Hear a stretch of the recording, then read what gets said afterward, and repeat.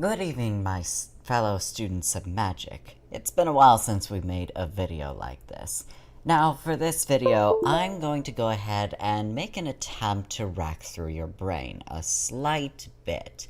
And in this video, I already have the idea that you're probably thinking, Chaos Magick, I must be able to create amounts of destruction and devastation upon all those I desire, sending meteor showers, bringing calamity and chaos to all. But no. That is not what Chaos Magick is in the slightest. As you may recall in the last video about Lord Thoth, I mentioned that Lord Thoth is one of the prime practitioners of Chaos Magick. And you might be confused about this, and the reason might be you are wondering, wait a minute, how can Thoth be a god about chaos magic when he is not at all about chaos? Wouldn't it make more sense for Set to be the one doing the chaos magic since he's the god of chaos? Well, in one way you would be right if that was what chaos magic was about. The reality, however, of chaos magic is that it is the exact opposite of committing chaos. Chaos Magick really is about bringing order to the chaos, thus why Thoth is a prime practitioner of Chaos Magick.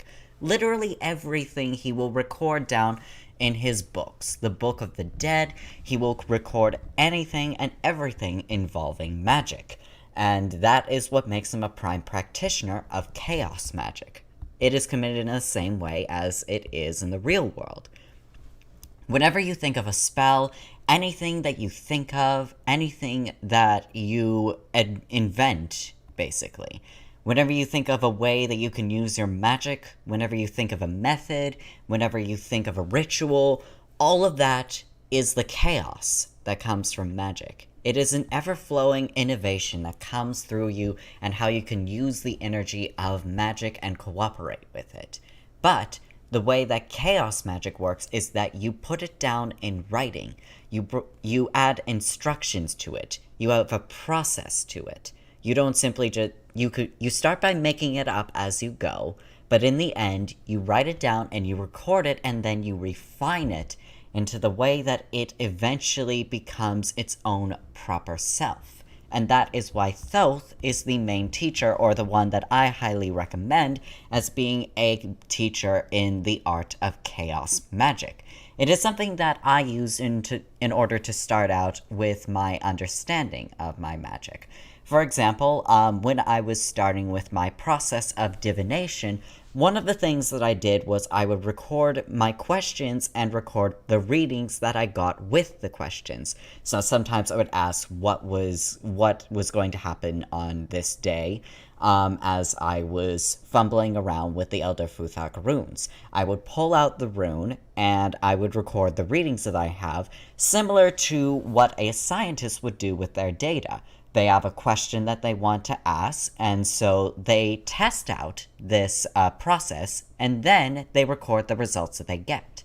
It's basically the same process. So when you are committing to Chaos Magick, what you are simply doing is you are testing the abilities of your magic, of your energy, and then putting it down into data to see how exactly it is that it works.